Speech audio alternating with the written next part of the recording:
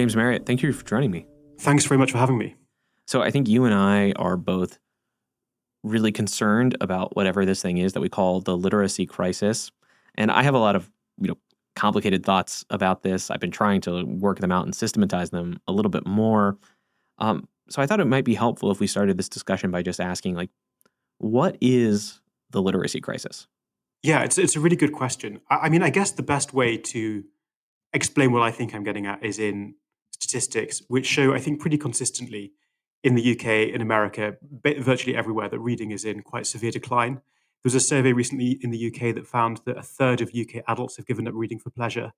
The National Literacy Trust here in the UK reports shocking and dispiriting falls in children reading for pleasure. There was a survey a couple of months ago. Researchers from University College London and the University of Florida found a 40% drop in reading for pleasure in the last 20 years in America. Uh, Another remarkable thing is that there's an OECD report at the end of last year that found that rates of literacy were falling or stagnating in the developed world, basically everywhere, I think, apart from two countries, which were Finland and Denmark. So there's been this sort of abundance of evidence in the last few years that people are reading much less and people are also becoming less competent readers. I think it's interesting, and I think it changes the nature of the conversation, because people are reading less has long been a kind of moan of opinion columnists and cultural commentators. And I probably think that for the last 20 or 30 years, even longer, there has been truth in it, but it really is supported by evidence now, and I think it is something serious. Yeah, there's a bit of a joke. If you know anyone in publishing, they'll say they'll tell you that publishing's been dying, but it's been dying for 100 years. So everyone is convinced. Exactly. But this might be a real case where even people who sort of stereotypically would have been considered the type of people who would go and read a lot. I'm thinking particularly of college graduates. College graduates have, by and large, abandoned reading for pleasure after they leave university. We can also address whether or not they're actually reading when they're in school. But these are people who, have university educations. They have bachelor's degrees, they have master's degrees, and you would think they're the type that would just be readers. And even they, it seems, have just stopped. Yeah, there's some really depressing research that I've seen from Jean Twenge, who finds that there used to be quite a significant gap in between how much the best students read for pleasure and how much the worst students read for pleasure. Students who said they wanted to continue to do further study after school and go on to do like postgraduate degrees, a way of kind of weeding out who the most ambitious students are, historically have always read way more than people at the bottom. And she's found that gap has narrowed and narrowed and narrowed, and the most talented and the most ambitious students now read like almost the same as the least talented students, who have often not really read that much. And that decline in people who would historically think of who the people who are going to do the reading is really striking. Even those guys aren't reading anymore. When I was an undergrad, I had to take at my university we had two composition courses that every person had to take, a freshman one and then a more advanced one in your junior year. You could almost always get out of the freshman one if you had decent grades. You could convince them and you knew how to write a sentence. But the junior year composition was actually considered quite intense, and you had to do it. And I remember I took that class and I went to office hours with my professor, and that entire class was based on just a very close reading of Marlowe's Faustus and sort of comparing various texts and doing a lot of stuff like interesting archival work and things. And I asked him, how can I become a better writer? And he just looked me dead in the eyes and just said, how much do you read? And I told him about all the reading I do for my classes. He said, no.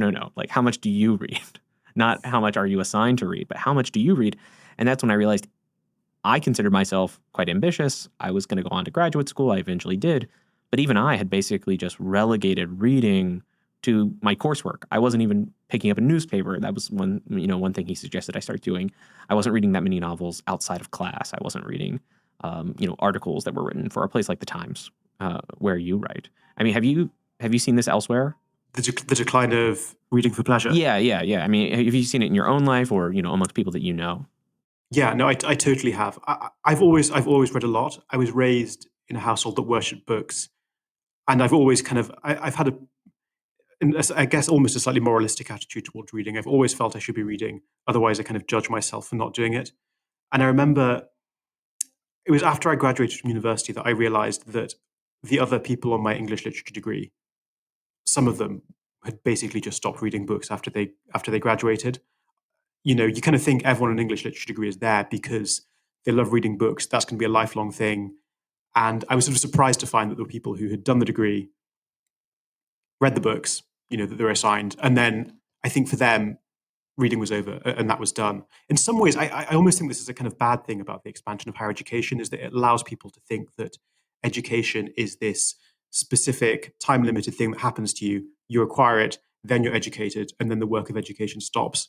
And I sometimes think that one of the things we've lost with higher education is that culture of uh, ambitious, autodidactic reading that was so prevalent in the UK and America in the 20th century, where people who never went to university, they never had that stamp that said you are educated, and therefore, reading and educating themselves was like a lifelong project that never stopped, because there was never any point when someone said, "Okay, you're educated now."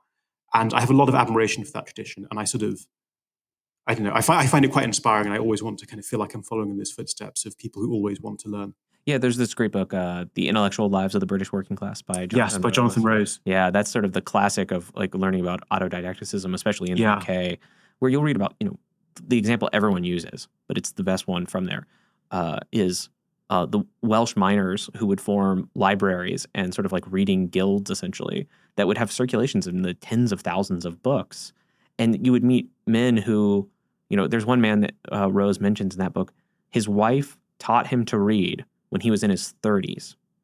And by the time he was in his 40s, he was reading Nietzsche in German and was trying to read the Old Testament in Greek.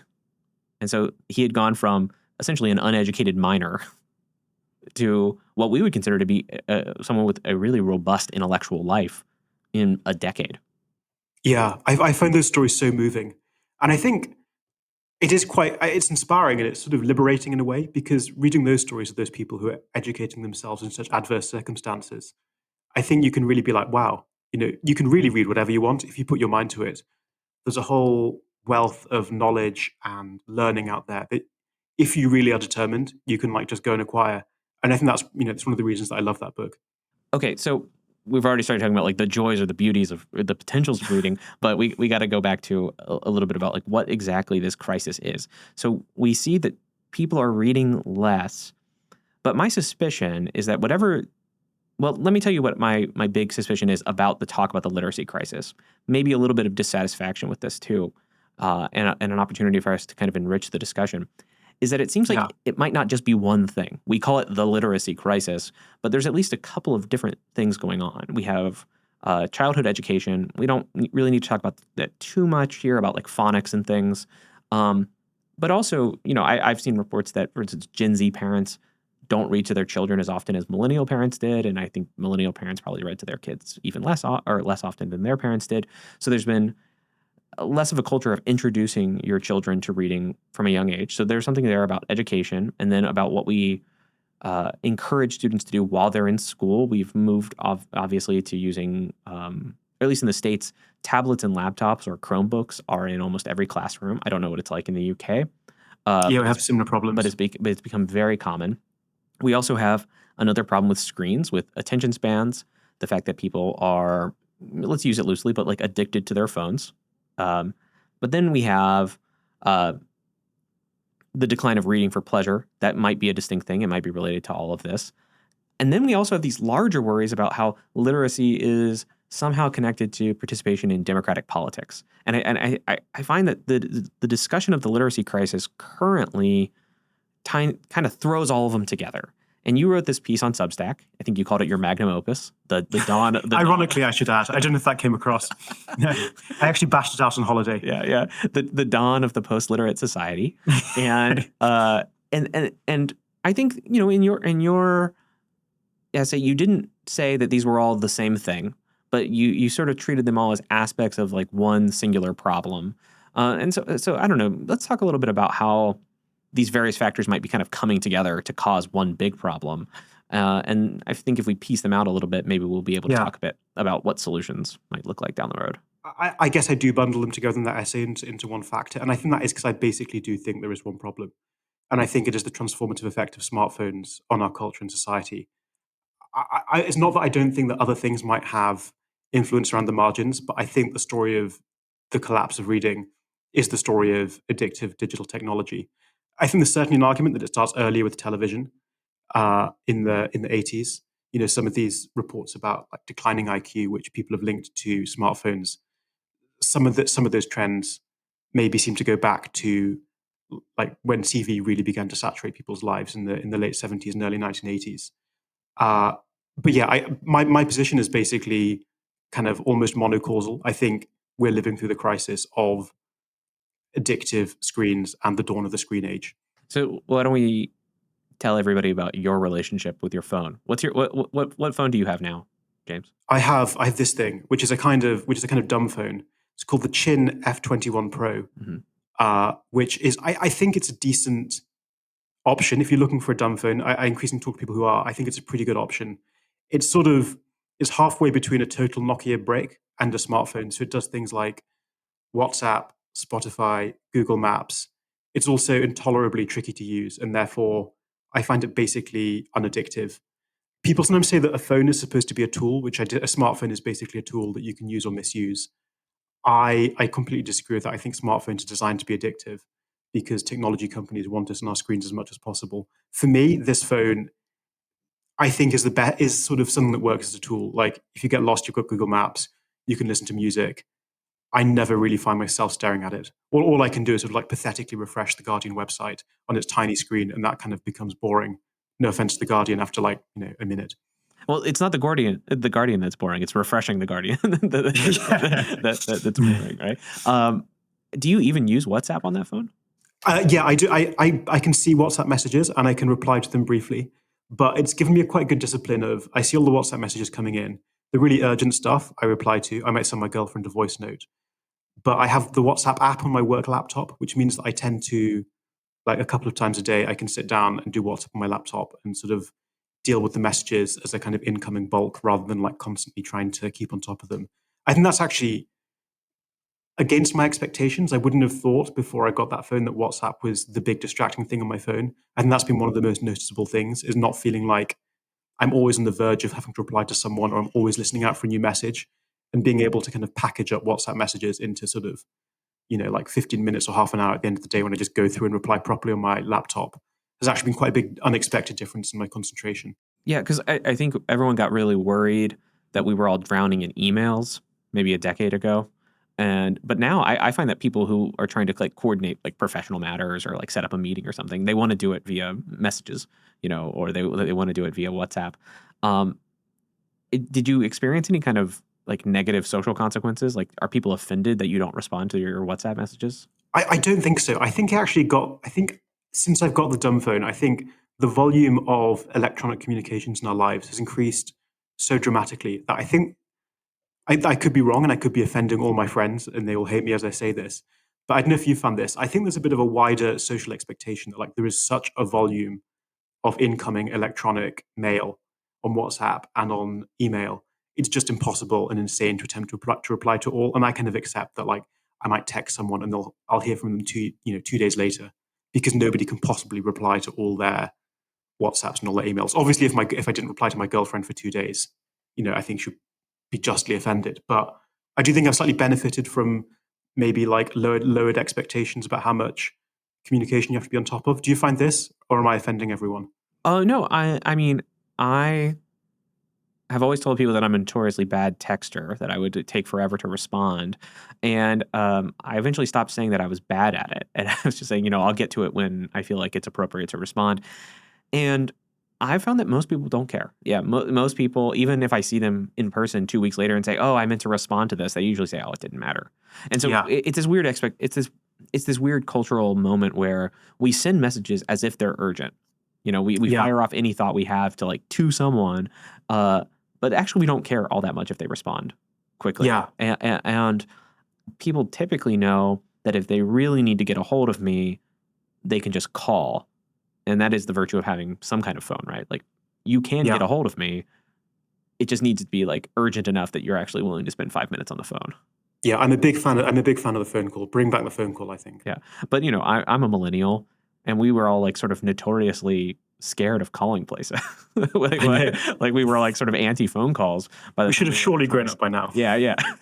So we have to get over this anxiety. So your view is basically that if we mass adopted dumb phones, many of these literacy problems would go away. Is that fair to say?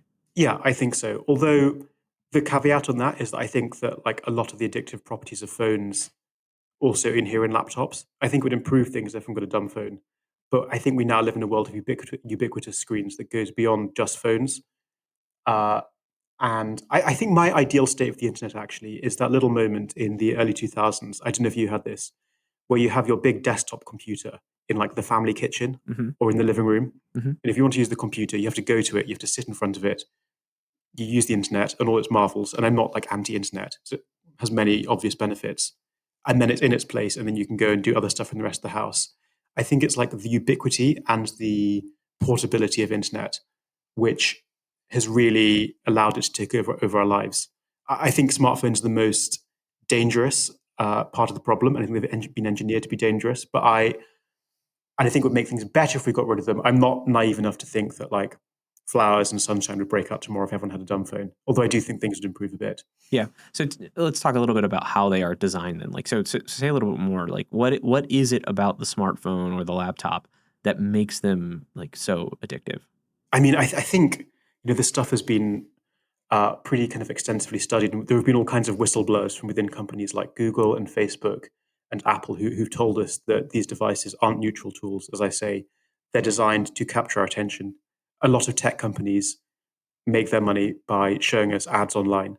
The more ads they can show us, the more time we spend on our screens producing data which they can use to show us better ads, the more money they make. There's a direct causal relationship between screen time and profit. And like some of the most fabulous fortunes in the world are staked on screen time and extending screen time. So there are all kinds of tricks that phones use. I think that thing of notifications, rather than being, there's no reason why notifications shouldn't be bundled. Every 5 hours, your phone sends you a list of the latest updates and you deal with them all together at once. They're sent through as they come in constantly because behavioral psychologists know that like random stimuli or random stimuluses produce addictive, compulsive checking behaviors. You're always looking at your phone because you want to see what's come in. That's a conscious design choice. I think it's easy not to notice on the part of tech companies Mhm. that they could have bundled our messages, allowed us to put our phones aside, and then looked at all the WhatsApps that had come in, looked at all the emails that had come in. They bombard us with this, so we keep looking at our phones. Uh, Things like infinite scroll have been mentioned a lot. The way that uh, Facebook and Twitter and Instagram are designed that you can never get to the end of the site, which used to be true when those social media apps were first invented. You used to scroll and used to hit the end of Facebook, and you kind of had, you might be tempted at that point to put it away because you've seen everything that's new. But there is an end. You can never get to the end of Facebook anymore. The algorithm will always find more stuff to show you, and that is a purpose. That is designed to make people addicted to Facebook. If addiction is the right word, it's designed to make Facebook checking a compulsive behavior. The same thing with autoplay on videos. It used to be the case that you'd watch a video and it was over. Now tech companies want you to watch the next video on Netflix or on YouTube. No offense to YouTube, I guess, Yeah. because that keeps you on the screen. And I was writing about this recently, and I think how powerful these technologies of addiction are can sound a bit counterintuitive. We're used to the idea of this this kind of grand abstraction, human willpower, the power of the human will, the power of the human mind over its own circumstances and to shape its own destiny and to shape its own actions. It seems sort of very counterintuitive that things like notifications and infinite scroll and auto-playing video and brightly colored apps that make you click on them can sort of addict us and overwhelm our willpower. But I think it's true, and I think we know these companies employ armies of behavioral psychologists to work out how to addict us. And I think we need to be really conscious these things aren't tools, and an awful lot of money, an awful lot of thought has gone into making you look at your screen as much as possible. I can imagine a comment right now. I think this came up when you and I talked with Freddie on Unheard as well. We're on YouTube right now, or Yeah. I'd be watching on Substack or listening on a podcast feed, but we're going to be on YouTube, and we're here to like talk about the dangers of screens. And this is, I mean, if anything, this is like the great irony of my career. Like, this is I'm my most popular videos on YouTube are about like why phones are bad and why reading is good, and I get a fair number of comments that say, then like, why aren't you writing a book? And one, guys, I'm writing a book. But two, but two, uh, there's this line actually from Walter Ong, Orality and Literacy, which I know you've read and we can talk a lot about, where he points out that we only know Plato's critique of writing because he wrote it down. And that essentially, when you have a technology that has started to shape the world like writing did, if you want to criticize that technology, you basically have no choice but to employ it. And so we're sort of on YouTube right now talking about the dangers of screens. A lot of people are going to be listening on their smartphones, and it's sort of like when a technology has become so totalizing, you kind of have to go where the people are. Yeah, I think you're totally right. And it would be, if you were, writing only books or only magazine articles, you'd be reaching many fewer people. And yeah, it just makes sense. You have to use the technology available. But let's talk a little bit about this book, Orality and Literacy. This is by Walter Ong, and this is sort of one of these foundational books for how literacy has sort of transformed consciousness. In that book, Ong gives you actually like a history of writing, a history of the development of literacy, the way that scholars have often wanted to study oral cultures as if they were literate cultures that just didn't happen to write anything down. But I think the pivotal chapter comes in the middle, and that's on writing transforming consciousness. And it's the way that we employ this new technology that's actually going to change the way that we think and interact with the world and interact with each other. And if you think about writing as a technology that transforms consciousness, then what you're able to do is see how we were able to build new things with it, including building civilization.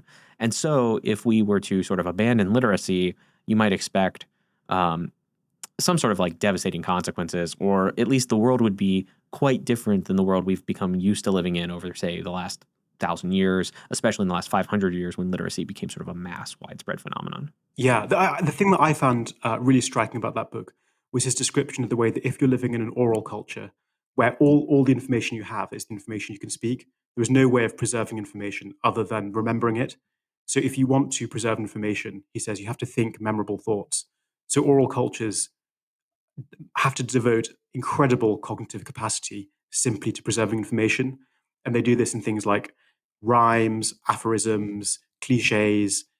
Any way to remember information is vital, because if you can't anything you can't remember, you lose.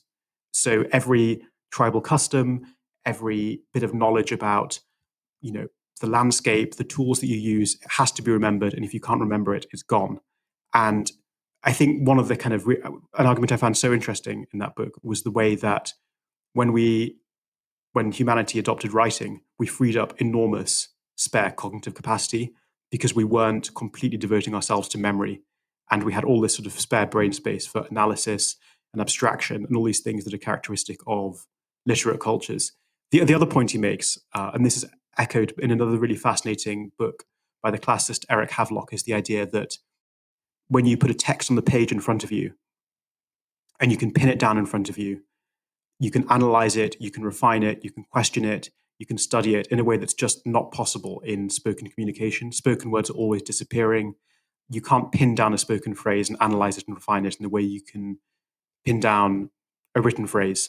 And this is one of the arguments that Neil Postman and this guy Eric Havelock make, which is that writing basically gives birth to higher and more complex forms of thought, including philosophy, because the written text allows us to pin information down, examine it, interrogate it in a way that's just impossible in conversation. I think that's the thing about that book that I found most sort of mind blowing and interesting. Yeah, I think he says early on that study, like properly understood, doesn't exist in an oral culture. You can be trained, you could have like a master or who takes on an apprentice, and you can learn things, but study in this way of being able to return again and again to the same source of information and know that it's sort of a stable thing. That is a phenomenon that arises with literacy. I mean, we were talking about English degrees earlier, and one of the tools you learn, it's sort of like one of the foundations of doing literary analysis is close reading, right? And it's this like returning again to the same text and really understanding all of its little nuances and complexities. I Yeah. also think of these like contemplative traditions, like in the Benedictine tradition of like Lectio Divina. It's like the idea is that every single day you are reading bits of a holy text, and you read it very slowly, and then you can return to it again after reflection, and you can return to it again after a reflection. And then as you go through your cycle of readings, you'll eventually return to it again. Yeah. That is not possible in the same way in an oral culture, Ong says. I mean, the other really fascinating guy in this, whose book I found almost as interesting as Orality and Literacy, is Eric Havelock, his book Preface to Plato, which I know has been criticized a lot, but he makes this argument, which I think is so interesting, and I think holds true to a degree, which is that ancient texts or ancient poems, he mentions the Iliad, often have to function as, he calls the Iliad a kind of encyclopedia. It's this enormous memorizable system for Greek society to memorize and preserve all its necessary information about customs, about ritual objects, about appropriate decorum, and it's just such an interesting way of getting across that difference between a print culture and an oral culture, because an oral culture just has this constant imperative to memorize that we just don't see in our print culture, where we can preserve things everywhere. We're constantly preserving information. And that difference between a society that's obsessed with memory and that every work of literature or every poem might have this primary or secondary function of preserving information, I think is something we can really lose looking back from our very information-based 21st century society. So the skeptic of James Marriott, the person who watches a Jared Henderson video or tunes into these discussions and thinks like these guys are, we're engaging in some kind of moral panic or like whatever it is, like we're raising the alarm bells. But what it is that we're just afraid of innovation and possibly even cultural or cognitive innovation. And in the same way that there were people who criticized the move from orality to literacy, Plato's the famous example, by saying that it ruins our ability to remember. And in fact, it sort of, we're going to have counterfeit memories basically because we look things up. And the point that you made that you get from Ong and I think from Havelock as well is that, well, it actually freed up your cognitive capacities to do other things, right? Yeah. So I could imagine someone listening to us and then say, well, yeah, when we move past the book as our primary form of, knowledge generation and preservation, we're going to move on to something else. And that's also going to free up those kind of cognitive capacities. I don't know exactly how that story is going to go. It's hard for me to fully, understand the perspective of someone who puts it there because it seems, I admit, kind of obviously false to me. But I'm wondering if you have a sort of response to the critics, Yeah, no, it's such a good point. I mean, I guess the first point is that when print was invented, there was a massive, eventually a huge cultural loss. The tradition of Greek, oral poetry, apart from the bit, much of it was written down, the Iliad and the Odyssey. A lot of the Greek oral tradition did disappear when print was invented. And the people who complained that print was going to ruin people's memories, in a way, weren't wrong. Oral societies, we know from people who've studied them, a lot of the kind of people who live in oral societies are able to perform these astonishing feats of memory, have extraordinary quantities of oral poetry downloaded in their brains in a way that seems, incomprehensible to us. So I guess, in a way, the people who worried about the end of the oral, the end of an oral culture, in some sense, the world they valued and loved, they weren't wrong to worry about losing it because they did lose it.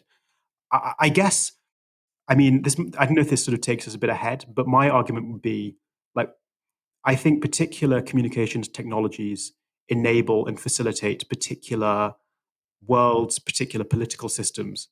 I think, and we might get into this a bit later, that democracy and print are basically inseparable. I think democracy is a basically creation of print. I don't think you have democracy without a print culture. So I would say, yes, people have worried about losing stuff before, but what are we going to lose when our communications if our communications environment changes? I am very attached to liberal democracy. I'm very skeptical of basically every other form of government. I would much rather live in a democracy than any other government available. And I think if the move from print to these kind of highly emotional, highly rational, screen-based modes of communication means losing democracy, then that's something that I think we should worry about. And yeah, I make the point in the essay that people in the past who've had the moral panic about reading the 18th century, if you valued, as I say in the essay, the old European world of feudalism, hierarchy, vast inequality, and aristocratic oppression, the people who worried about reading in a sense were not wrong, because I think reading did help destroy the world of feudal Europe. So that would be my case, is that communications technologies have always changed, has always caused huge change. But it's like, what are you losing when the technology changes? And I think what we risk losing is, in my view, like the best system of government ever invented. I see. Okay. So it goes like, yeah, we will lose things and we might go on to something new. But at least from our perspective right now, what we would lose is something that's really worth preserving. And in order to preserve it, we have to preserve a sort of highly literate culture. Yeah. What would your answer? Would your answer to those critics be the same, or would you be inclined to agree with them? Or Well, I think that it depends on what we're moving into, right? So this is, I think, where you and I slightly differ, and I'm still kind of getting my thoughts here. yeah, The way that you sort of explain the problem, and also Mary Harrington, who we'll turn to in just a moment, is that we are moving back into something like a pre-literate society. That we're moving back. You call it post-literate in the piece, but it's like we're going to take on new features of oral culture. yeah, What I am at least considering is the possibility that what we're doing is moving into something that kind of in my head I'm calling like a broadcast society where everything is television, right? yeah, Your phone is just TV. I was having a conversation with Derek Thompson. It'll be another episode of this podcast where he says, everything is television, and I thought, oh, that's the best description I've had here. And I was thinking like even sex is television for like huge amounts of young people. Everything is TV, and so the question is, what does that if writing transforms consciousness, how does television or broadcast, that would be the more general term I'd want to use, broadcast transform consciousness? And I think that broadcast probably encourages people to be more rapid consumers of information. I think that it can allow you to spread your interest much more widely than a literate culture does. And the question is, what do we lose when we kind of move towards rapidity and breadth over a kind of slowness and depth? And I would be of the mind still that it's worth preserving that kind of slowness and depth. Like so that's yeah, how I would kind of explain it. But like actually let me pull up a quote here from Mary yeah. Harrington. She wrote this piece in First Things called, I believe, The King and the Swarm. We'll link it down below, but I'm just going to read like two paragraphs from it, and maybe we can kind of kick it off from there because I want to talk about politics and literacy, which is really what Harrington is so worried about. So she writes, "The end of print culture is already upon us. With its end, we are already witnessing the disintegration of modernity's load-bearing foundations, including the valorization of facts and objectivity, and a conception of the individual subject as a universal model of human personhood. This reality picture, which crystallized in the 17th century, is already well on its way to dissolution in the solvent bath of digital media, a process radically accelerated by the spread of AI. It is perhaps too neat to say the transition from print to digital forces us to replay the 17th century again, but in reverse. And yet much that is happening today makes sense seen in those terms, and perhaps its most momentous effect is to undermine the cultural norms and habits of thought that form the bedrock of modern liberal democracy." So, like, the Marriott Harrington line seems very similar there. Yeah, yeah, I really I agree with a lot of what you just read out. When you sent me that Mary Harrington essay, which I hadn't read, I was like, this has depressed me even more than the essay that I wrote. So what's your? Mary Harrington is like very good at putting things maybe in the worst possible light. I It's know. one of her I skills. mean, I think I tend to do that a little bit myself, but I was like, wow, yeah, this is bleak. I'm interested. How much of that do you buy? What's your take on that? Well, I think we have to think about the other cultures that emerged with print as well, and like with literacy. And you mentioned this very, very briefly in your piece, but you wouldn't have the Russian Revolution without literacy as well, and that was not a triumph of liberal Yeah, individualism. And I think nowhere did the Soviet Union sort of have a triumph of liberal individualism. Even when it collapsed, it didn't. Then suddenly, a democratic institution did not emerge in the ashes of the Soviet Union yeah, either. And yet, literacy was well over, or at least approaching 50% when both the French and the Russian revolutions occurred. Literacy, I believe, did expand under the Soviet Union. I think you've seen the same thing in China. Literacy rates are yeah, much higher than they were previously, but I don't think we're seeing a move towards liberal individualism there as well. And in fact, in the case of China, you might have thought during maybe some of the reforms of like the 80s and 90s or something before the rise of Xi Jinping, there would have been more of a hope of like liberal individualism, happening in China. There was a sort of liberalizing tendency, but under Xi Jinping, it totally hasn't. And literacy has continued to rise, I believe, along with like living standards. So what I am questioning is the close link between literacy and liberal individualism, and thus, if it's not as closely linked, that at least raises questions about what it's going to look like, when we possibly move to a sort of post-literate society. yeah. I think you're totally correct, and I think this is the hard thing about this argument to get across, which is that I don't think you can make a population literate and automatically get democracy. I would describe literacy as a necessary but not sufficient condition for democracy. I think it's an essential factor of democracy, but I think we live in a complex world and there's so many other factors. People who kind of obsess about communications technologies are often accused of being, I think the phrase is technological reductionists. Like you think that you can change the technology in a society, and that's the big lever you pull, and everything else changes. It's very easy to fall into, and I perhaps sometimes risk it, but I'm fundamentally hope that I'm not a technological reductionist. Like there are so many factors that transform human societies, like economics, climate, like individual men and women. And I kind of tried to put a note in my essay saying, look, like I think print is only part of it. Uh, Nuance in a 5,000 word polemical essay isn't always easy. And I think what you say is totally right. I think that you need literacy for democracy, but you need a lot of other things. And there are a variety of reasons why the literacy revolution, the reading revolution in the 18th century, eventually, after a pretty kind of brutal period, turns France into a liberal democracy. A similar thing happens in England, perhaps a bit earlier in the 17th century, but Russia doesn't go the same way.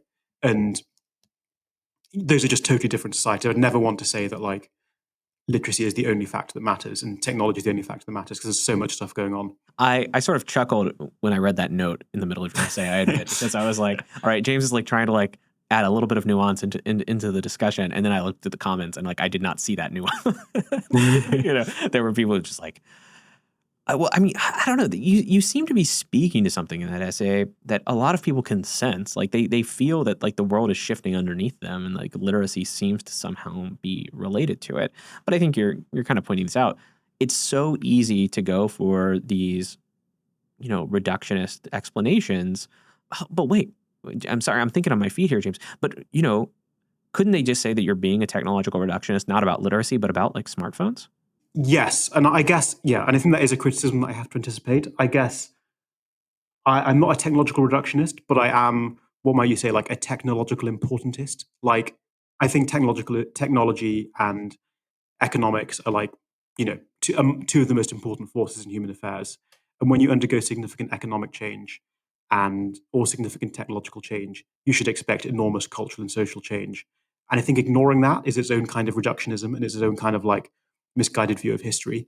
I was having this debate with a friend actually. We were kind of talking about all this stuff.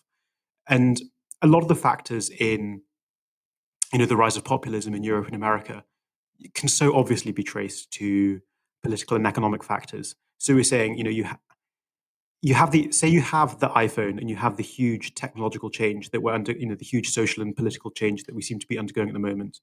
Do you get that if you have the iPhone, but you don't have like the war in Afghanistan, the 2008 financial crash, mass immigration in Europe? Like, if you had none of that stuff, but only the iPhone, would we still be living through a time of immense turmoil?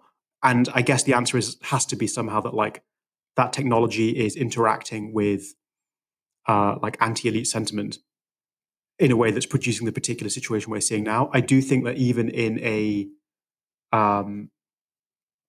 more a society that had less anti-elite sentiment, was more prosperous, hadn't had those hadn't had the financial crash, and I think iPhones would still, I think you'd still see turbulence from iPhones basically. Does that make sense? Yeah, it does. I was trying to like kind of make this argument in my head, though, and it's based a little bit on something from Walter Ong, that you could sort of spin everything in the opposite direction and think that actually oral cultures were better suited for participatory democracy. It just didn't work out that way, perhaps because other technologies weren't there. You might think like you just really have to have like the cotton gin or something before you can have like a really proper democracy. And here was why. Ong points out that one of the features that you highlighted as well is that text always remain the same, no matter what you do to them. Basically, the only way to change a text is to burn it.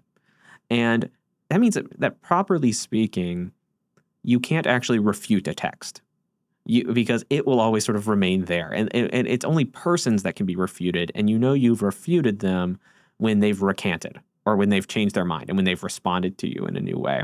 And so in a way, like print is kind of hierarchical because it's me as the writer putting something in print and then showing it to you and being like, this is what I say, this is, and it's very easy for us to say like, the book says is synonymous for this is true. That's another point directly from Ong.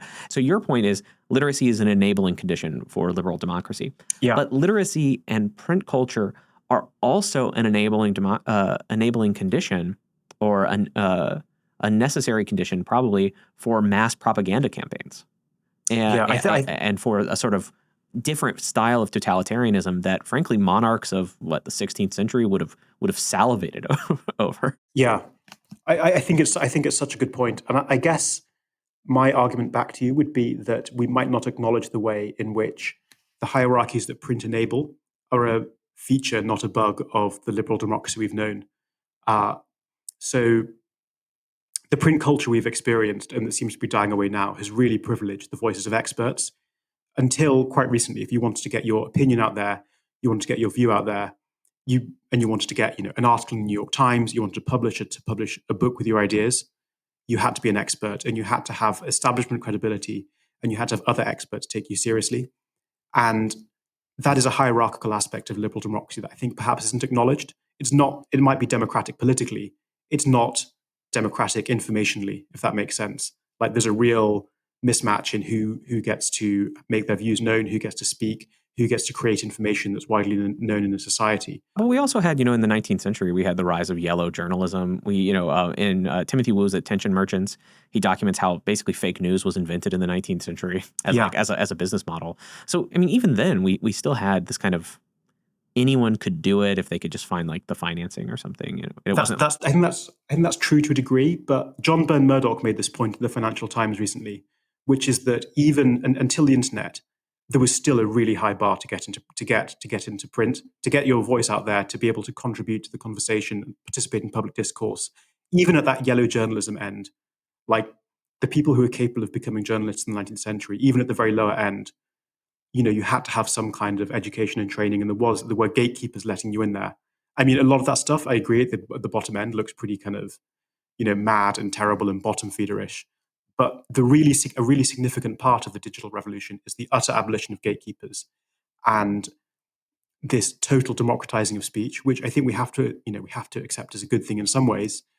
But the information hierarchy that existed in a print culture that privileged the voices of experts and people with training and expertise in particular areas, I think that might turn out to have been a precondition of an orderly liberal society, even though it sounds kind of wrong to say it. Yeah, so the kind of vision that you're hoping to preserve then is, a liberal democracy that's coupled with very strong sort of, let's call them elite institutions. Just by this I mean, people who care about education, training, credentials, who are able to then sort of curate the informational diet of the masses. Is that right, or am I being unfair? I think it's true, and it sounds like an elitist and slightly unpleasant thing to say. And obviously, there's a lot wrong with a system that only allows certain people to speak. Again, I come back to the idea that there's no perfect system of political organization in the world, and I think for society to function well, you probably do have to privilege the voices of experts above other people, which is what we managed to do pretty well in the middle and end of the 20th century. And obviously, a lot of people who should have had a voice missed out speaking then. It's always a messy, unfair compromise. But I do think that information hierarchy where experts generally, not inevitably, but generally had more of a voice than any random people who wanted to pipe up, I think that probably did work better than the system we have now. So where do you think you and Mary Harrington, do you see the two of you coming apart at all after you read her essay? I'm trying to think. I think a lot of her. I think a lot of her analysis is very sound. I mean, we've clearly read a lot of the same people. I feel her pessimism about democracy and the idea that democracy might be totally unsalvageable in the age of the screen, and the idea that we might need. I think she seems to suggest that we might need a king in the age of the screen to control society. I find that very unpleasant. I find that very hard to agree with, and even though I do tend to pessimism my personality, I kind of hope that there is a way to salvage democracy. I don't want to be completely black-pilled about democracy. What do you think? What did you make of that essay? Yeah, well, yeah, I sort of by disposition kind of easily give in to despair, So do I. and so I still am kind of on the fence about where I would go. I mean, James, I'm like painfully American in most of my sensibilities. So the idea, like any sort of suggestion that like we need a king, I'm just like, hey, like we've gone through this before, and so that's not a rational argument for it, but it's just the thought there has to be a better way to sort of handle this sort of informational ecosystem that we've inherited to cultivate it, right? You know, I do worry that in these discussions we give in to kind of fatalism. Maybe not pure technological fatalism, but like the world has just really gone bad because of technology and along with a few other things, and it's just going to get bad, and we just have to accept the least bad solution going forward, which I guess for Harrington is like bring back a strong monarch. It's a pretty bad, least bad solution. Yeah. Yes. And so I worry that it sort of understates how much control actually we have over our lives and how much control we have over like shaping our informational ecosystem going forward.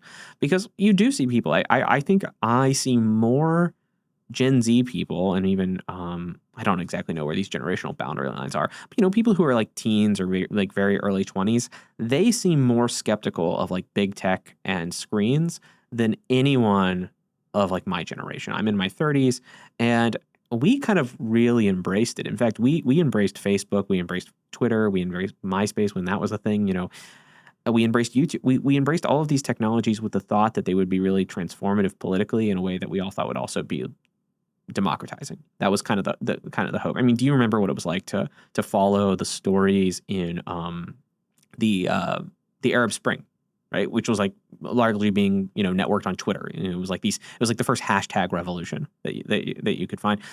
And so I think we just had a lot more optimism about it, which might have led us to uncritically adopt a lot of these technologies. And then I see younger people who are kind of turning they're a little more tech skeptical by disposition because they grew up with it. So some of the damage has already been done, but I think they kind of see there might be a better way forward if they're willing to, kind of like make some hard choices. And that gives me more hope. Yeah, I so want to agree with that. I guess the criticism of Marriott doomerism is that if we were having this conversation in the middle of the religious wars of the 17th century, partly owed to the like massive democratization of print, the way that print allowed people to spread, fake news and like angry pamphlets, whipping up religious hatred, we might have said, "Oh my God, the world as we knew it is falling apart due to the influence of print. Like we're doomed. Things are never going to get better." I think in hindsight, we now see print as the thing that led us to, we managed to get a handle on print, and in hindsight, we can see that print led us towards liberal democracy, and we managed to control it in a way that helped lead us to the most prosperous, democratic, peaceful society in history. I guess the counter argument is like maybe something like that will happen with the internet, and we'll find a way to regulate the internet and regulate people's internet use in a way that allows us to, after this period of turbulence and insanity where everyone's like abusing each other on Twitter and whipping up hatred, we'll manage to kind of reach a period of peace and stability and institutions get a grip in it. I find it very hard to see how that happens, partly because I think that like the smartphone is a much more intentionally designed technological object with a purpose that is essentially much more malign than a book. I think a book is, no technology is neutral, but I think a book is closer to a neutral technology than a smartphone. And I think like a smartphone, in a way, the chaos that we're seeing around us in the world is kind of like it logically follows from the design of a smartphone. And I sort of think unless we all get rid of our smartphones, I don't quite see how that happens. Don't know. Do you think we could kind of tame this chaos? Well, I don't know how we do it, but one, I'd like to avoid a period like the religious wars. I'd like to avoid it. I very much would like to avoid that period. The early 20th century.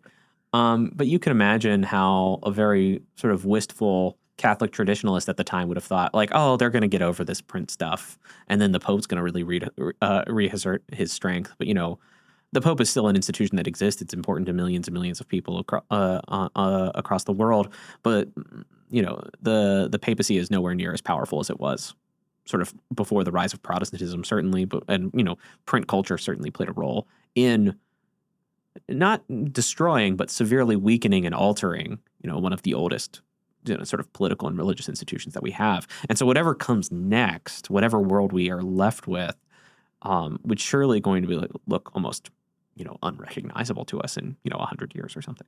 I mean, I guess the frightening thought is that maybe the religious wars of the 17th century were necessary to get to democracy and the Enlightenment. You'll know more about this than me, but my impression is in the history of philosophy, a lot of the cult of reason in the 18th century and a lot of the cult of, a lot of the kind of ideas of tolerance spring up directly as a response to the religious wars of the 17th century and people saying, we cannot let society go this insane again. We're going to have to really value moderation, tolerance, and reason in the future. And the depressing thought is, do you have to go through like the insanity of religious war to get to that point? But maybe this is getting too sci-fi. Yeah, no. It's worth at least thinking. I like to think that this podcast is a place where we can kind of get into the realm of conjecture and speculation a little bit, in the course of the conversation. But yeah, I do think. Do you get? Well, one way of thinking about this is that whenever you have a disagreement, or whenever you're at the losing end of a disagreement, you start to care about like sort of second order principles like tolerance and free expression, right? Yeah. And so philosophers and other intellectuals or religious minorities who are being, quite brutally oppressed sometimes. I mean, if you look at like the religious and institutional reaction to someone like Spinoza, I mean, the man's life is sort of this ongoing tragedy of being censured and censored. You don't start valuing those sort of second order principles like individualism or the right to free speech and free expression or the freedom of the press until you're on the losing end. And then somehow for a while, we kind of got everyone to agree on them, even the people who are on the winning end. But when you're on the winning end of an argument, it's very easy to sort of jettison those second order principles like free speech, which is something I think we see kind of all over the place, that very few people, as soon as they have power, care all that much about, freedom of speech. I mean, frankly, the Trump administration came in saying it was going to be like the most free speech friendly administration in like U.S. history or something. And I do not think that is what has occurred. Yeah, I think it's such a good point. The people who are keenest on free speech are always the people who have most to gain from free speech, and as soon as you gain the upper hand and why should anyone else have free speech?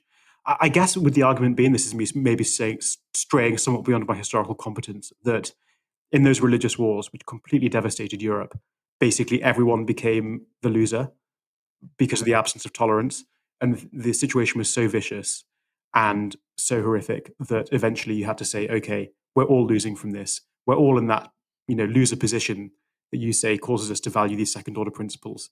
Therefore, there's a kind of wider societal move towards tolerance and freedom because everyone's losing from the situation before. Yeah, and it might just be that all of us need to start losing from the decline of literacy or from like the rise of the smartphone. And it's not just literacy, right? If you're worried about the rise of the smartphone, you should not only be worried about literacy. You should be worried about things like privacy as well. We might be moving into a post-privacy society in the same way that we're moving into, potentially a post-literate society. And eventually people are going to see like why privacy mattered, like, and why we cared so much about it. And if everyone becomes a loser, right, then eventually we have to start caring about those principles again. I don't know. Maybe that's where we end up. This is another very pessimistic conclusion, though, because the worst has to happen before we can begin to claw things back. Well, the only way out, the only way out usually is through, right? We kind of have to go all the way through. Yeah, I think about Nietzsche, right? Nietzsche sort of famously gets to nihilism in his philosophy. He sees the sort of collapse of traditional morality around him, the death of God and everything. And then he's left, and then he realizes like, oh, but this nihilism, this sucks, to put it very, sort of coarsely. So now we must create something new, right? And I think that's the optimism in Nietzsche that's sometimes overlooked.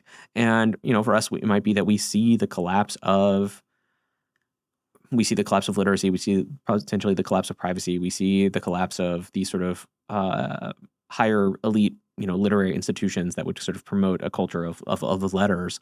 And then we have to say what comes next. Like, we're not okay, like just standing around in the rubble. I mean, I don't know. Have you ever read the writer Henry Oliver? He's on Substack. You might see him sometime. Yes, yeah, I'm very familiar with Henry Oliver. Okay, yeah. So I just interviewed Henry recently. There'll be an episode with him coming out fairly shortly, I believe. And Henry, one of his favorite topics, if you want to get him going, is about Philistine supremacy. Right? It's the culture of Philistinism, where like the editor of the New York Times Book Review hasn't read Middlemarch. And it's not even, his complaint isn't just that the editor of the New York Times Book Review hasn't read Middlemarch. It's that the editor of the New York Times Book Review doesn't think that's a problem. And so has sort of given up on knowing the classics and then says, but I should still be in charge of curating the literary experience for so many people. And I have to wonder, like, that there might be almost like kind of a democratic urge or sentiment behind that, right? Like, why do I have to read the classics in order to, like, talk to the people about books? But I think something you might respond with is that, well, you want people who are deeply immersed in this tradition, who are deeply immersed in this life of reading, to be the ones that help curate that experience for millions of people. And I don't know how to quite make the connection yet, but it seems like Philistine supremacy, for Henry's term, and post-literacy, I mean, these all might be somehow bundled. I also think poptimism in music criticism is, Yeah. is somehow related. And I'm just free associating now. This is terrible. No, I think what you're saying is so right and so true, and it's something that I've thought about before as well, which is that we are in this, we seem to be in this post-literate moment. I think one of the reasons it's hard to deal with culturally is because we have this cultural inheritance that, for many virtuous reasons, has historically been extremely skeptical of elitism and snobbery. Because, as anybody who's alive in the 18th century, especially in the early 18th century, might have told you, cultural elitism was an instrument of power. The fact that the French court in the early 18th century controlled culture, controlled elite culture, that was an instrument by which the French monarch imposed his power on society. And I think a democratic culture, often for very good reason, has been very skeptical of cultural elitism because it can facilitate an anti-democratic impulse. And you see this a lot in the 20th century modernist movement, especially in England. In Bloomsbury, for instance, a lot of the high modernists who had the highest aesthetic principles, virtually of anybody in history, were anti-democratic in their sentiments. They valued high art, hated the masses, and were anti-democratic. And I think, for many just reasons, our culture is suspicious of elitism. But I think that that anti-elitist tradition in our culture is now a problem because we have no way of criticizing the insanity of the kind of democratization of information that we're living through, and we have no way of saying, okay, some elitism is good. We need a little bit of elitism here because we have this a democratic and meritocratic society justly values anti-elitism, anti-snobbery, but I think that's now a problem for us. I mean, this just puts you, as I see kind of the James Marriott project, right? As makes you sound like a band from the 70s. But the James Marriott project, it's a really tough one to pull off, right? Because it's like pro-liberal democracy, it's pro-high art, it's pro at least moderate elitism. And you can kind of see how these things don't always want to play nicely together. Yeah, exactly. And I think the James Marriott project, if such a thing exists, may well be doomed. Yeah. I think Henry's stuff about the Philistine supremacy is interesting. I think some of what he's spearheading is it's maybe there is the idea that there is something democratic about a kind of elitism, that there is a form of a democratic attitude to culture that is almost kind of snobbery, like, oh, we're not going to value high art. No one should have to bother with it. It's so elitist, no one can manage it. And I think what Henry kind of stands for is the idea that this stuff is really good, therefore everyone should have it, and it's not elitist to say this stuff is great. The elite, the really kind of democratic position is to say this stuff is great, therefore everyone should get to participate in it. And I think I can see that there might be a seed of hope in people looking around at the culture of slop and the culture of TikTok and how utterly meaningless and trivial this stuff is, and thinking there has to be something better out there. What's the really great stuff that's been thought and said? And that, I think, may bring some people to literature and art and philosophy. I mean, I think you're part of this too, that there's a kind of democratic impulse for high culture, that people, everyone should have access to the elite stuff. My question mark over that is how deep does it go, and how many people can get involved in that movement? And is that just always inevitably a minority thing? Yeah, I'm shocked. A video I put out a little over a month ago at this point. Who knows by the time this comes out? I did an hour and 20 minutes sort of guide to Plato's Republic, and it's currently sitting at 160, 170,000 views. That's kind of astounding, actually, that you can get 170,000 people to watch an hour and 20 minutes. That's like a guide to Plato's Republic. On the one of the tensions I have to sit with is that how many of those people actually then go and read Plato? I don't know. And I have to wonder, did I do more good by sort of introducing Plato to 170,000 people, or did I sort of enable them in not actually engaging with the primary text, which I do wholeheartedly believe would be more valuable than watching my video about it. I always think if someone said, I have 2 hours to read, should I read philosophy or watch your videos? You should read. I would basically always say that. I mean, I think you're right, but again, it comes back to what you're saying at the beginning, which is like we live in the information landscape we live in. If you want to be a force for these things that we think are good, culture and philosophy, you've got to go and meet people where they are. And I think it isn't. I think the actual choice in the world, you may say there's a choice between reading Plato and watching your video on Plato. The actual choice that's confronting people in the world is like watching your video on Plato or watching, I imagine, something much worse and much less educational on YouTube. And that reading your video on Plato, like I'm sure not everyone is going to read Plato, but some of them will. And I think that is a net good, even if, you may feel like you're compromising with a sort of less than optimal information environment. So first of all, thank you. But let's go forward and just talk a little bit about, let's just go forward and talk a little bit about like what next steps would actually look like, for the culture or just for individuals who want to somehow kind of resist this. I mean, have you read Neil Postman's Technopoly? Any chance? I flicked through it ages ago. Okay. It's not something I have on my fingertips. You should revisit the last chapter because he just enumerates these bullet points of people who want to resist technopoly. It's actually kind of nice to just see someone give you like a little bit of an action plan at the end. But I'm just curious, like what would you say to someone who would say like, I see that the decline of literacy is a problem. I can see it's a problem for myself. What are the things that I need to go and do? My first prescription, and I know this sounds severe, is get rid of your iPhone. I think it's not hard to live with a dumb phone. There are good alternatives out there. The one that I have, as I say, is useful. You can get the essential stuff on it. Everything else is on your laptop. And I think getting that distraction out of your life measurably improves your life. I've read a lot more since I got rid of it. It's made me happier. I basically I don't really consume any slop because I just don't have, this isn't really feeding me slop. You see, I guess I see some of it on Twitter. And I say that's it sounds like an extreme thing, but I think it is doable.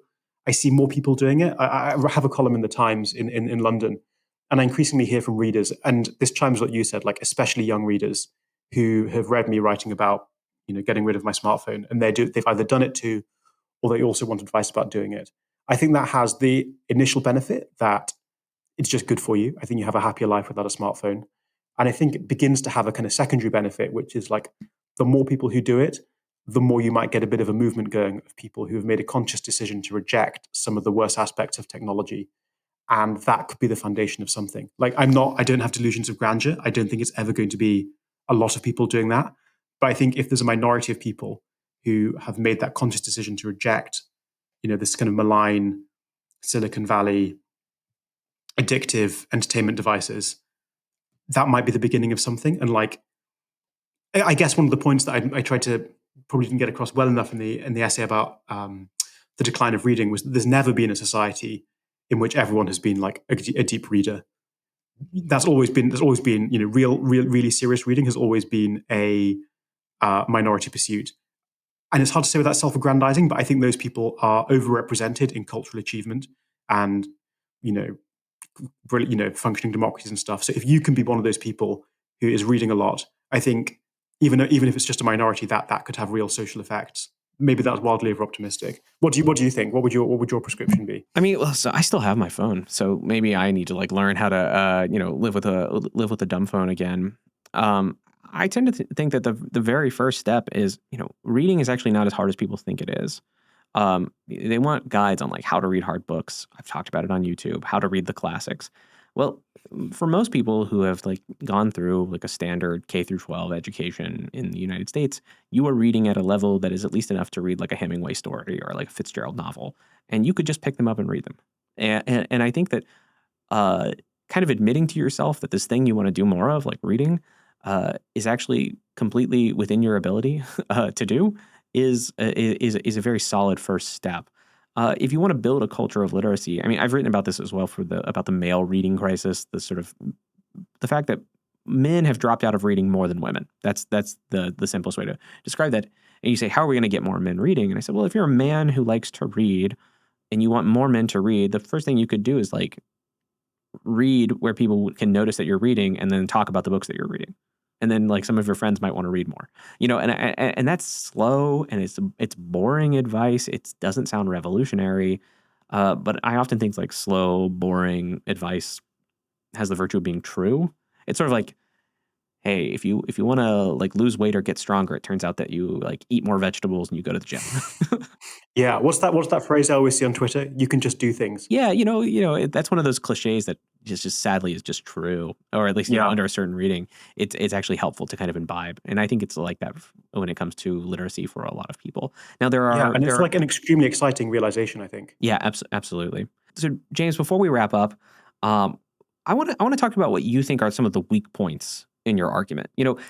Obviously, I think it is unfair to read a 5,000 word essay on Substack that is like kind of purposefully polemical. It's kind of a Jeremiah ad, right? It's like, listen to Yeah. us, like the city is burning around us, the Babylonians are coming. And it would be kind of odd to then turn to Jeremiah and be like, yes, but have you considered like the nuances of the situation? uh, um, but as you're writing this, like, what do you think are the sort of areas that need to be explored a little bit more, or maybe in depth in later writing, or just things we need to keep an eye on as we discuss this going forward? Because I have a feeling the literacy crisis is going to be a thing that we are talking about for a very long time. Yeah, I agree. The thing that I'm still not totally straight in my mind is that I guess at the center of the piece is this argument about the so-called reading revolution of the 18th century, which is this, I think, widely documented historical phenomenon whereby there was an explosion of literacy in the 18th century. Many, many more people started reading of many different social classes, reading having previously been a fairly elite preoccupation. I argue that this is a catalyst for immense political change. When you have a literate society, it sort of destroys the feudal order in Europe. The feudal order in Europe depended on what's sometimes called representational culture, the idea that you have a king who imposes his authority through visual magnificence, through his personal dress, through firework displays, through parades, through amazing buildings, and then you get this like critical, analytic, democratizing form of communications, which is print, and that ushers in democracy. The gap in the argument, which some people have pointed out to me, is the French Revolution. The journey from feudalism to democracy is not in many countries an easy one. In England, it's a bit easier. The path from the Ancien regime to liberal democracy in Europe in England is a relatively smooth one. But You in did France, you go through this. you did have Go that on. whole like overthrowing a king and then eventually like asking him back kind of moment. Yes, that's true. That's true. I mean, I suppose compared to the French Revolution, Yeah. everything looks like a walk in the park. And the other thing is, immediately after the invention of the printing press, you get these religious wars in Europe, and that make the stuff that we're worrying about, people shouting at each other on Twitter, political polarization, that really looks like not a problem compared to the religious wars in Europe. So I guess the question I have for myself is and I do believe that print is a benign form, and I do believe it's a necessary condition of democracy. But how do I square that with the idea that print also seems to be linked, and the invention of printing seems to be linked to like religious wars in Europe, to the French Revolution? I guess I have a couple of answers for that. I don't know. What do you make of that? Oh man, I don't know yet. I think that here are the areas about this that I feel comfortable talking about, right? Like Yeah. I'm much more familiar with sort of the role of print culture in the United States. Yeah. Originally kind of picking that up from Postman, but then trying to just like do my own sort of research in this. I think it's something very interesting about American politics and American history that we are a culture that is kind of self-consciously based on print. Like when we Yeah. decided to found a nation, like the first thing we decided to do is like write a big document saying like that we're going to found a nation, and then we go through these big upheavals to then like write first the Articles of Confederation and then the Constitution. And so like print and text are sort of woven into our national and cultural identity in a way that it really isn't in Europe in the same way. I mean, obviously there are written constitutions now in many countries, but there's sort of a sense of like what it means to be French is not just like what you happen to write down in sort of your founding documents for your Yeah. political order. And while there are important text in British history, like the Magna Carta, obviously, famously, when Americans learn this, at least I was shocked, when they say, oh, the British state has no written constitution. And you go, what does it mean to not have a written constitution? Because like we just like are so text based in our identity or in sort of our conception of what it is to be a nation. And so that's where I feel most comfortable. Like that's the background I come from and like thinking about it. So then to think about what it was like to have nations and cultures that sort of exist in sort of before mass literacy. It's a place where I admit I'm just very weak in this Yeah, discussion because I you think know it is so interesting. There's a great book, The Revolutionary Temper by Robert Darnton, which is a history of the origins of the French Revolution that puts a kind of strong emphasis on the role that print played in it. And he has all these amazing instances of the way that the idea that you could read stuff in print just utterly transformed the political sensibility of the nation. So historically, when the Ancien regime in France had gone through financial crises, they were resolved and discussed behind closed doors in the palace in Versailles. When Louis XVI began to hit the financial crises that dogged his reign, there was a moment when his finance minister, Jacques Necker, published the state's finances as a book, and everybody started debating it. And every kind of middle class intellectual piled in with a view. Everyone was sort of taking apart and pulling it apart. And Robert Darnton says, this is just an extraordinary moment for society. Text has totally liberated information. By proliferating out into society, everyone can have a view on it. And it's utterly undermining of royal authority. And the idea that the king can go around, in a huge hat and do a procession, suddenly that just seems like an unbelievably weak and sort of almost irrelevant basis for his authority when information is democratized. Sorry, that was slightly random. I don't know if that was useful. no, I went off on a tangent. no, absolutely. Delete it if it's not useful. Yeah, absolutely. Yeah. So we have this sort of gap that you think you need to explore more on this sort of the rise of mass literacy, not just like the transition to a literate culture, but mass literacy like in the 18th century. Are there any other sort of weak points? I mean, one I think we kind of sense is what exactly is the link between literacy, democracy, and populism? Like these three things we're kind of throwing them around together. But do you see that as a place where we probably need to explore more? Maybe not here. We're going to run out of time, but in the future, this is something that really needs to be analyzed. Yeah, I think so. And I think maybe another part of the point is that people like me who are very enthusiastic for print culture have to be careful not to over romanticize it. And I think it's important to say that, like, you can print fake news in books, you can misinform people in books. Books can, I think they're less likely to be, but they can be emotional and wrong-headed. And like there have been literate societies in history that have had, terrible catastrophes in them. I guess I kind of want to be clear that I'm not saying that like books are perfect and will solve everything, but more that we're kind of, as inevitably in history, we're arguing for like marginal improvements. History isn't forces of like good and bad. It's trying to find the least worst option. And I think maybe I should be clearer to describe print culture as like the least worst option rather than the shining, cultural force that's going to save us all. Well, James, I think that this is a really nice place for us to end. I think this is going to be a conversation. Hopefully, you and I will talk many times in the future. I'm sure we're both Yeah, going to I be hope writing so. about this. But I always like to ask our guest to give a book recommendation to the audience. I guess this is our own way of sort of fighting for literacy wherever we go. I'm looking for books that nobody is reading, but you think that everybody should. So, what do you have for us? I have this book, which is In Pursuit of Civility by Keith Thomas. You've probably picked up from my conversation a little bit. I'm slightly obsessed with the 18th century. I think it's basically the most important. I don't know. I'm biased. In my view, it's the most important century in modern history. I think a lot of the modern world was created then. This was the book that started my obsession with it. Keith Thomas is arguably the most important and respected historian in England. And he's famous for a historical approach, which, as he says in this book, he approaches the past not as a historian, but as an anthropologist. He's very interested in what's weird about the past and what's strange about the past. And all his writing is animated by this really powerful sense of what a weird and unusual and unknowable place the past is. And this book is about the 18th century, and it's about manners and civilization, is what it says in the subtitle. But it's more about like social norms, politeness, uh, like how people interacted socially. And it's like getting to visit the 18th century as if you're visiting like a distant tribe or another country. He's got a real eye for everything that's weird about it. And he's got all this amazing stuff about how strange it would have seemed to us. Like in sort of, he makes the point that in like upper middle class and elite circles in the 18th century, laughter was viewed as uh, rude and like a social faux pas. And all these kind of amazing letters from people saying, never laugh in conversation. You should always just sort of smile politely with your lips closed, and anything else would be embarrassing and humiliating. And he's got this endless eye for the strangeness of the 18th century. And I guess it's a book that made me excited about what I think has now become one of my major interests. And it's like totally wonderful. It's just a fabulous collection of brilliant anecdotes. And it's a long book, but like you'll fly through it. It's very easy to read.